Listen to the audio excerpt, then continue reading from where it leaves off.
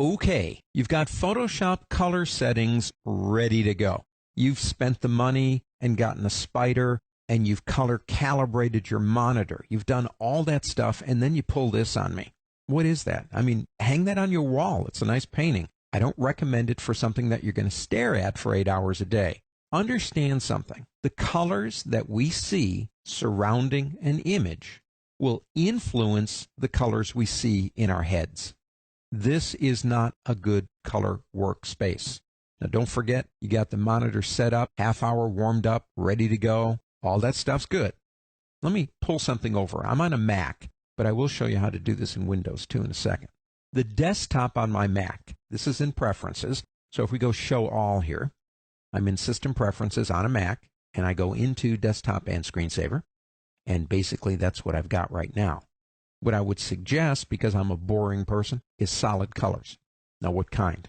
If you go to, say, for example, a museum or a art gallery, most of the time what you see displayed is displayed against earth tones or grays. Why? Again, because they want you to focus on the image, not what's around it. So my suggestion would be something like maybe that, or maybe that. You say that's boring. Well, I understand it's boring, and you know that too. But what we're doing is we're trying to minimize any distractions that we might incur when we're trying to work with an image. Now, I will second guess this right here. If you have Photoshop open to full screen, well, then that background's not going to be shown anyway. So I guess theoretically you might be able to use just about anything you want to. But to have to stare when I'm working on my computer at some of this stuff, well, it's just going to fry your eyes, okay? I would suggest be boring.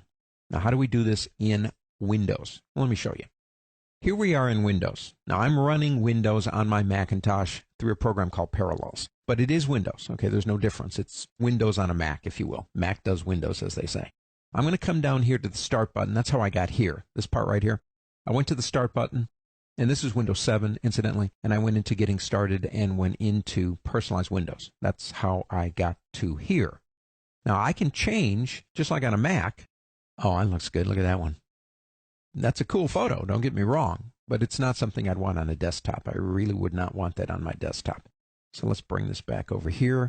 If I go into, say, well, let's say Windows 7 again, I can come down here if I click this button where it says Desktop Background Harmony, and then come up here and change that to solid colors. Yeah, we're going to get boring again. And I can choose something like this, or maybe a little bit darker. Earth tones like browns or grays are really what you want to use. It's just really a good way to focus in on what you're trying to do with color correction with a minimum of distraction.